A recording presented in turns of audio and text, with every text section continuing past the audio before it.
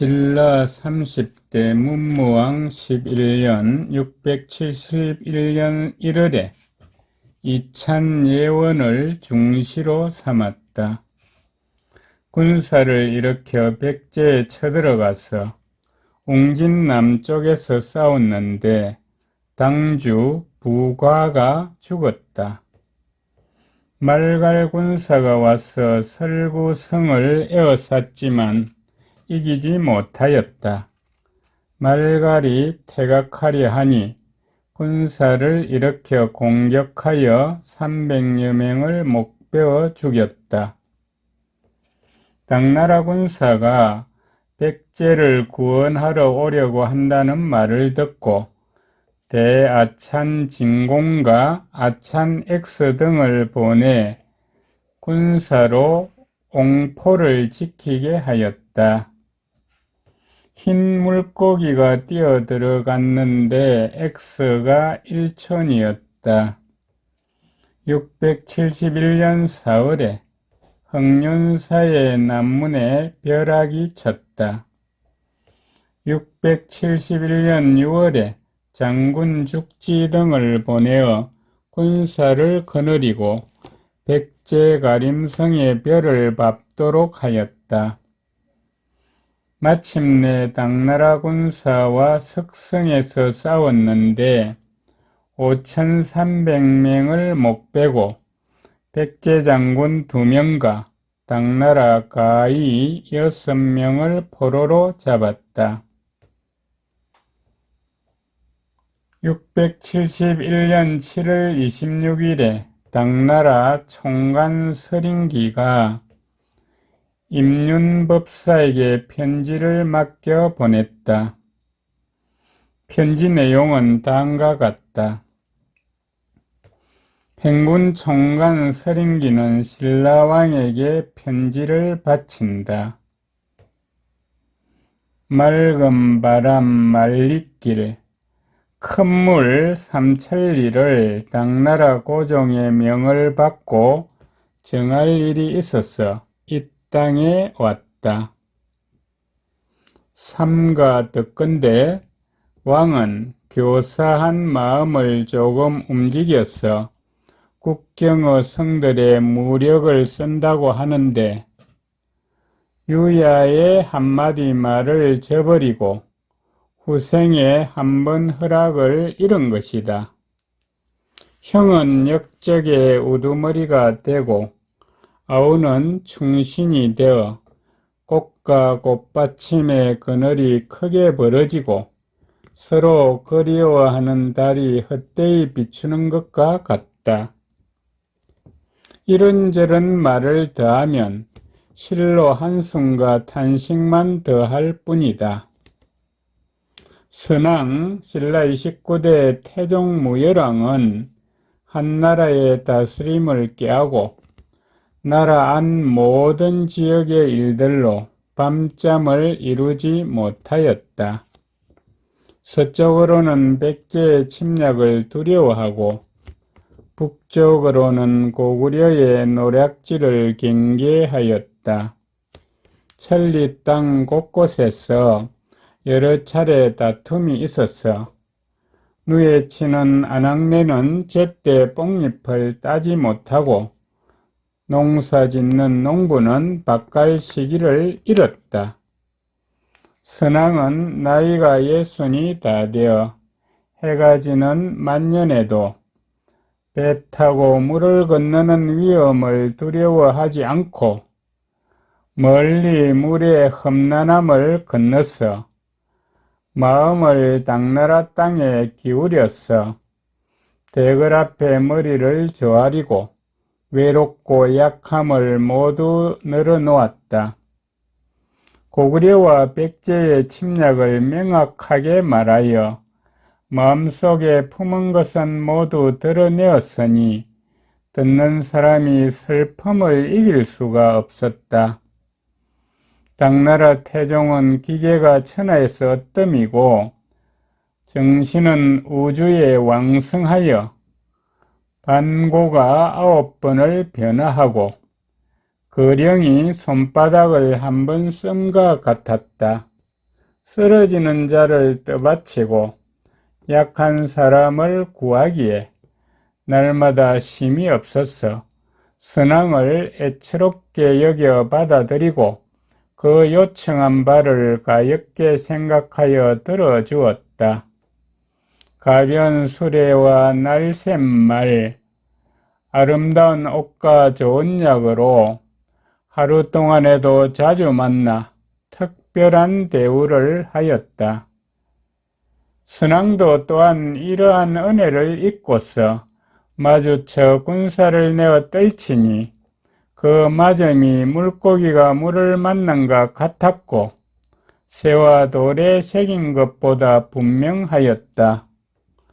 봉황자물쇠 천겹과 학대문 만호되는 궁궐에서 연이어 머물며 술을 마시고 금빛으로 빛나는 대궐의 계단에서 웃고 이야기하면서 군사 문제를 함께 의논하여 기일을 정해 응언하기로 하였다. 하루아침에 군사를 크게 일으켜서 물과 육지에서 날카로운 기세를 떨쳤다. 이때 국경의 풀에 꽃이 피고 느릅나무에 새 열매가 맺혔다. 지난번 주필의 싸움에서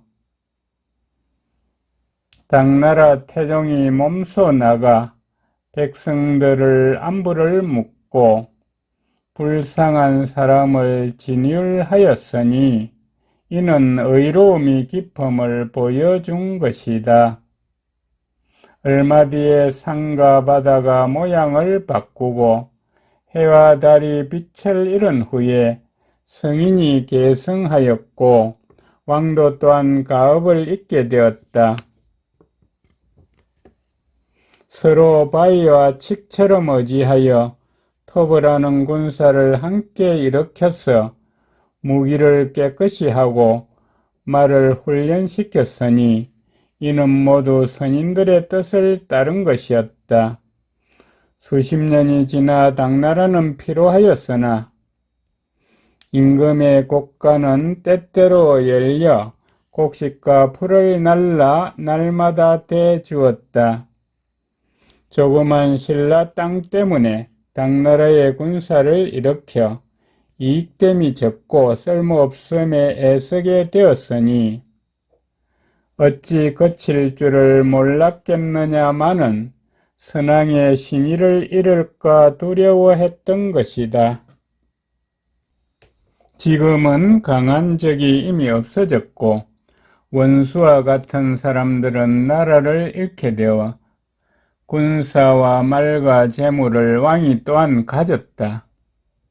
마땅히 마음과 힘을 다른 데 옮기지 말고 안과 바깥이 서로 의지하여 병기를 녹이고 허술한 곳을 변화시켜 자연스럽게 우손에게 좋은 방책을 전해주고 자손을 현명하게 도와주면 훌륭한 역사가가 이를 칭찬할 것이니 어찌 아름답지 않겠느냐.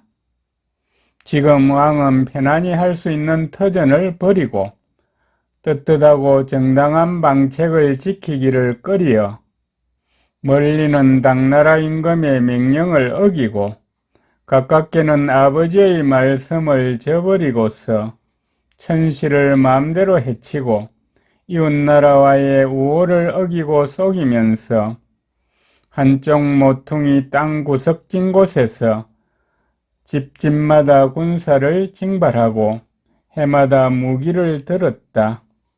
과부들이 군량의 수레를 끌고 어린아이가 둔전을 경작하니 지키려 해도 버틸 수 없고 나아가려 해도 항거할 수 없다. 얻은 것으로 잃어버린 것을 보충하고 있는 것으로 없어진 것을 채우려고 하였으나 크고 작은 것이 짝이 맞지 않고 순리를 거스르고 차례를 어겼으니 마치 활을 당겨 나아가면서 발 앞에 마른 운물에 빠질 줄을 모르고 사마귀가 매미를 잡으려고 나아가면서 참새가 자기를 노리고 있음을 알지 못하는 것과 같다. 왕은 이를 헤아리지 못하고 있다.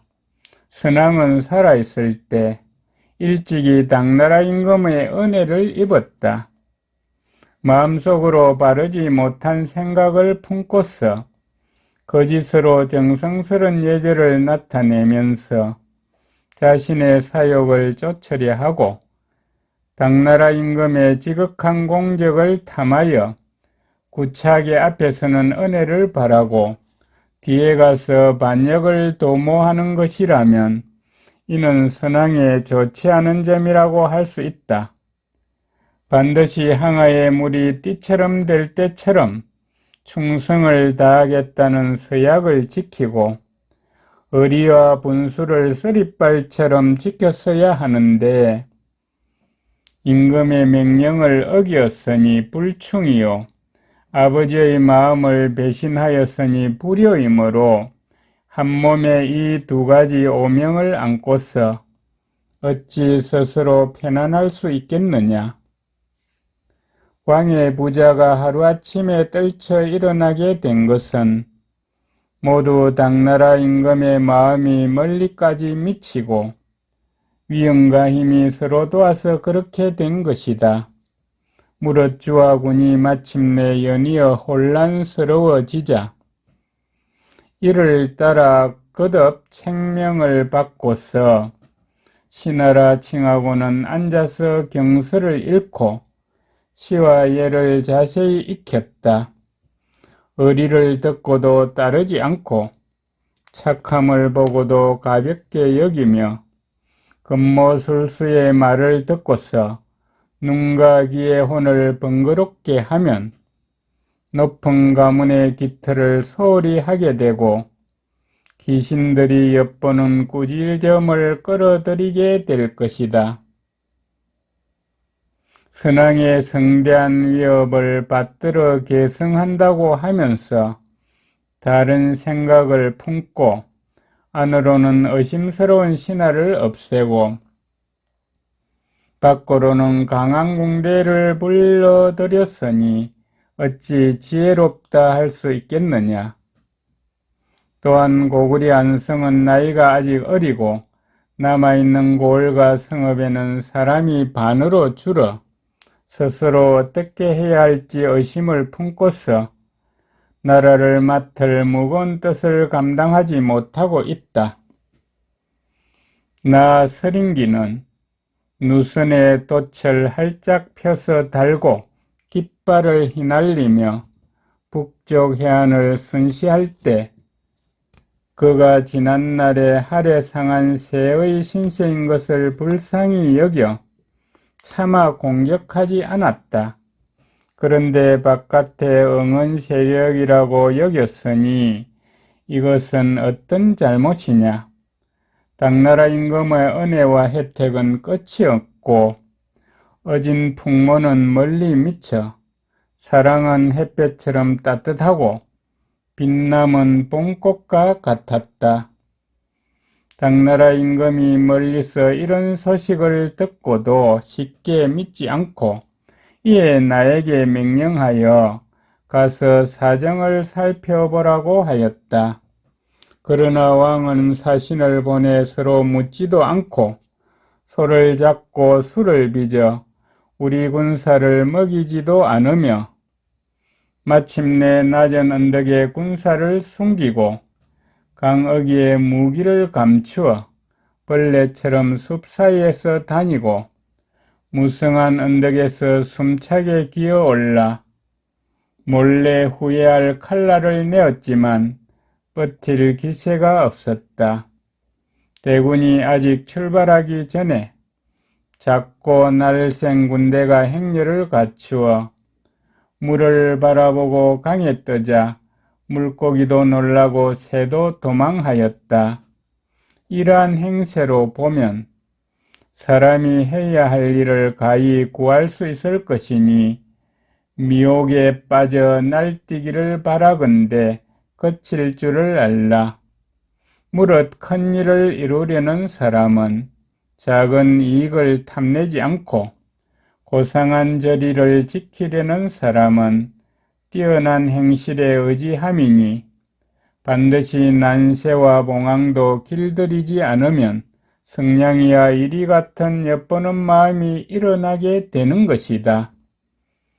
고관 장군의 중국인 기병가, 이근행의 변방군사와 오나라 초나라 지방의 수군가, 유주 병주의 사나운 군사가 사방에서 구름처럼 모여들어 배를 나란히 하고 내려가 험한 곳에 의지하여 요새를 쌓고 왕의 땅을 개간하여 농사를 짓는다면 이는 왕에게는 가슴에 남는 병이 될 것이다.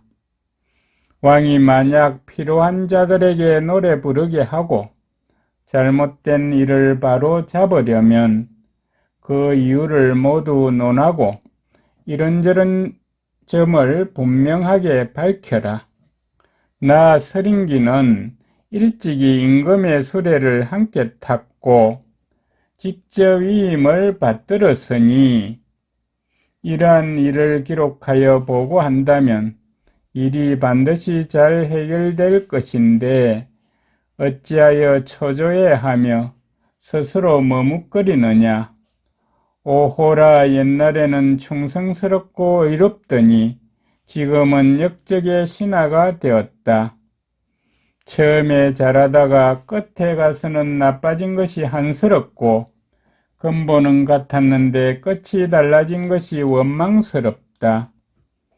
바람은 높고 날씨는 추워져 잎은 떨어지고 세월은 슬픈데 산에 올라 멀리 바라보니 상처만 마음에 남게 된다. 왕은 지혜가 깨끗하고 밝고 위풍과 정신이 맑고 수려하니 겸손한 뜻으로 돌아가 도를 따르는 마음을 가진다면 제사를 제때 받을 것이고 사직이 바뀌지 않게 될 것이니 기람을 가려 복을 받을 것이 왕에게는 좋은 계책이다.